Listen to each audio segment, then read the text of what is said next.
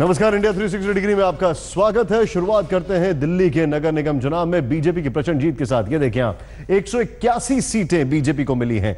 इसके अलावा इनका हाल बेहाल है, 48 सीटें और 48 वार्ड पर जीत हुई है और ये 30 वार्ड पर जीते हैं। कांग्रेस की अगर बात की जाए, हालांकि चुनाव स्थानीय निकाय का था, लेकिन पार्टी जीत का सेहरा प्रधानमंत्री मोदी के सिर पर बांध रही है। मानना ही होगा कि दिल्ली में मोदी का जादू चल गया।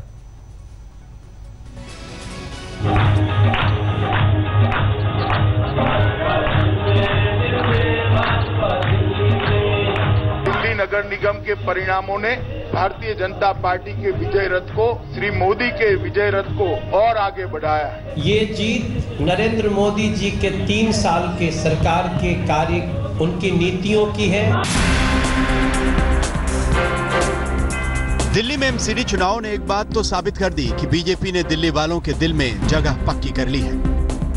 दिल ने हां किया तो नगर निगम चुनाव में उंगलियों ने भी कमल पर बटन दबा दिया। 270 सीटों पर हुए चुनाव में 181 पर कब्जा करना किसी सियासी चमत्कार से कम नहीं, वो भी तब जबकि एमसीडी पर पिछले 10 सालों से बीजेपी की सत्ता है।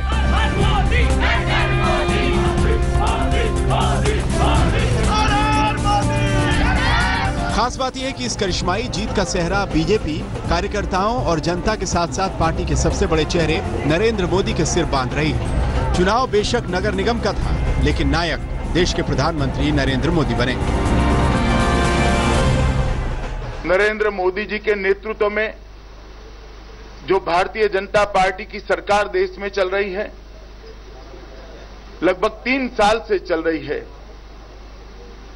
इसने अपने काम से जो संदेश लोगों के बीच में दिया है, देश भर में मोदी जी के नेतृत्व की स्वीकृति और बढ़ी है और ये जीत इसको और पुष्ट करती है। दिल्ली की ये जीत एक लंबे समय बाद भारतीय जनता पार्टी के पक्ष में नरेंद्र मोदी के नीतियों में विश्वास करने वाली है।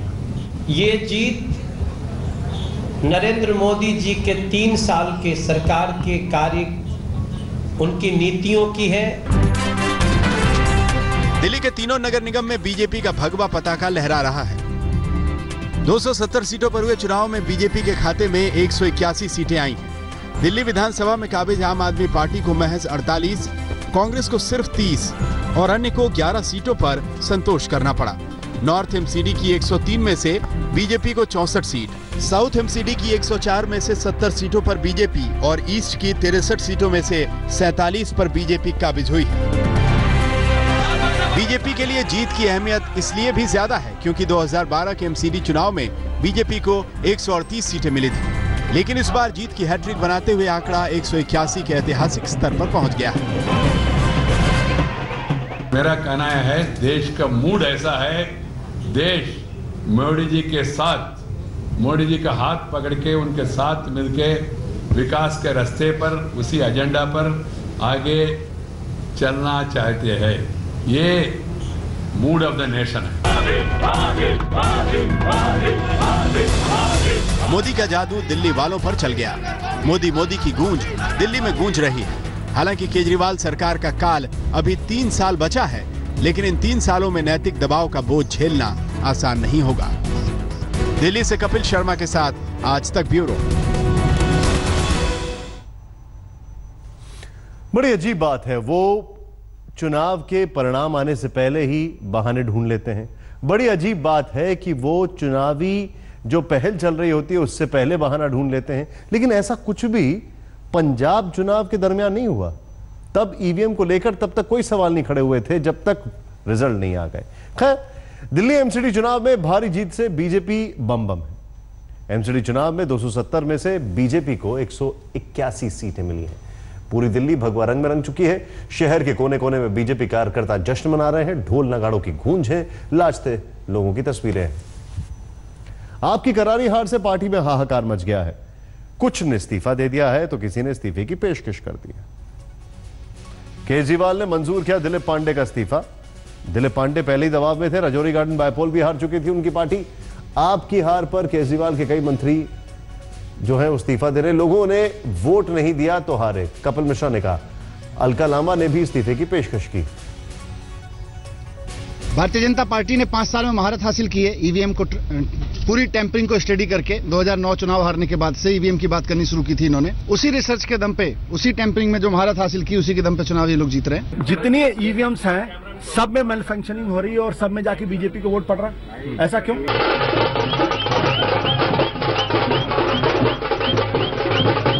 दिल्ली एमसीडी में बीजेपी का प्रचंड जनादेश से कब्जा हो गया, लेकिन दिल्ली की सत्ता पर काबिज आम आदमी पार्टी अपनी हार के लिए मोदी लहर नहीं, ईवीएम लहर को ही खास वजह बता रही है।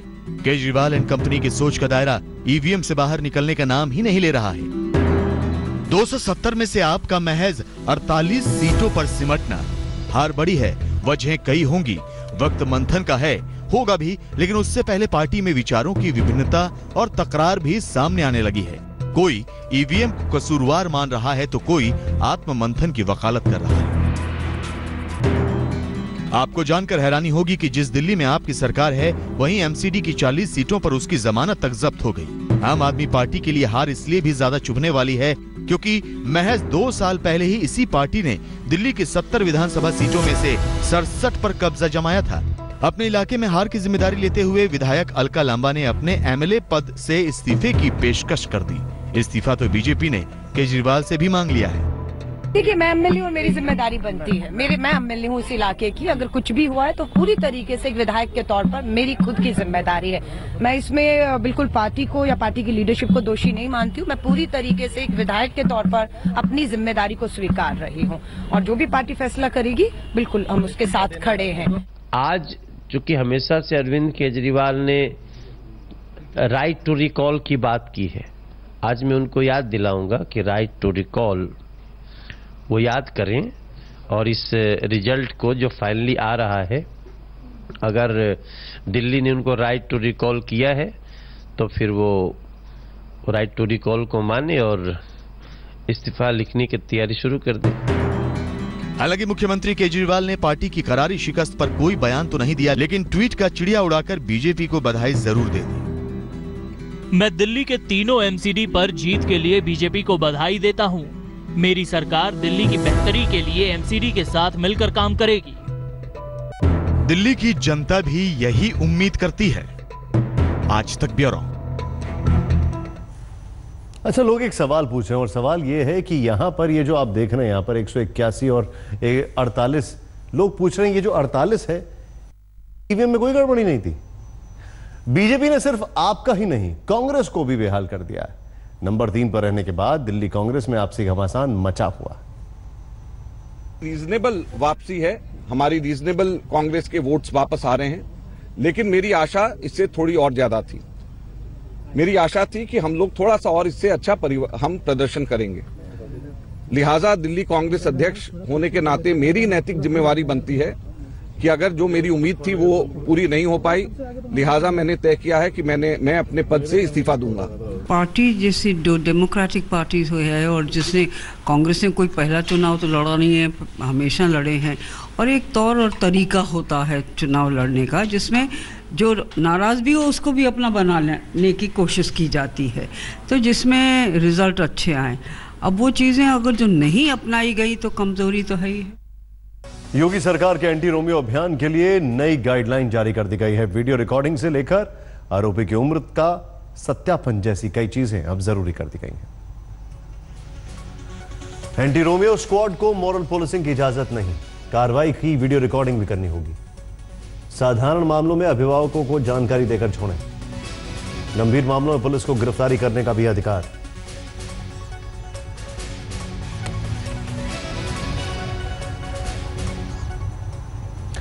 सुकमा के शहीदों की नक्सली हमले में शहादत के बाद अब उनके सम्मान और पार्थिव शरीर का अपमान हो रहा है। पटना में सीएम के काफिले को जगह देने के लिए उनकी शहीदों के पार्थिव शरीर वाली गाड़ी को रोक दिया गया।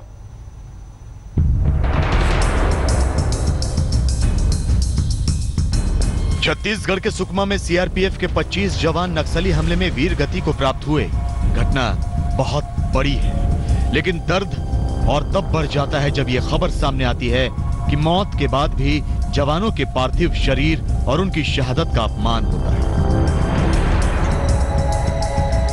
ताजा मामला पटना का है, जहां सुकमा के शहीदों के पार्थिव शरीर को ले जा रही गाड़ियों को सीएम नीतीश कुमार के काफिले के लिए रोक दिया गया। शहीदों का पार्थिव शरीर मंगलवार शाम 7 बजे पटना एयरपोर्ट पहुंचा था। पास में Bihar state road development corporation भवन में चल रहे फाउंडेशन डे के कार्यक्रम में सीएम नीतीश और तेजस्वी यादव मौजूद थे। संयोग से इसी वक्त सीएम का काफिला भी बिल्डिंग से बाहर निकला। सीएम के काफिले के लिए शहीदों को ले जा रहे ट्रक को कुछ मिनट के लिए रोक देना पड़ा। पास की बिल्डिंग में होने पर भी सीएम खुद श्रद्धांजलि देने एयरपोर्ट पर नहीं जा सके। सवाल जब लालू से पूछा गया तो कुछ का कुछ बोलने लगे। शहीदों का जब कारकेट आ रहा था एयरपोर्ट से, उन्हें वहां रोक दिया गया क्योंकि सीएम का कॉन्वॉय जा रहा था मुख्यमंत्री जी का, और उसे पास कराया गया। क्या हमें लगता है कि कहीं ना कहीं शहीदों का माइक नीचे कीजिए, श्याम जी माइक नीचे कीजिए। अपना प्रोग्राम निकलने का होगा, क्या मालूम है कि कोई शहीद हमारे भाई लोग आ रहे हैं। शहीदों को सलाम, सबको दर्द है, सारी बातें हैं। बिहार के आरा में भी एक शहीद के पिता ने प्रशासन से बेटे के नाम पर शहीद स्मारक बनाने की अपील की, जिसे ठुकरा दिया गया। परिवार ने सरकार से मुआवजा राशि लेने से मना कर दिया है। का सलाम करता लोगों साहब, शहीद के लोग कहता शहीद के सलाम कर रहा हूँ, जौन के 2 गो जमीन लोग नहीं खेते, सलाम करता लोग झूठो के हमारा भी आके। ऐसा सलाम ना चाहिए हमारा, ऐसा सलाम के हम ठुकरावता नहीं, हमारा एकदम ना चाहिए ऐसा सलाम। सरकार ने भले ही कहा है कि वो सख्ती से इस हमले का जवाब देगी, लेकिन शहीदों के परिवार को जवाब से पहले सम्मान की दरकार ज्यादा है। आरा से सोनू सिंह के साथ रोहित कुमार सिंह, पटना आज तक।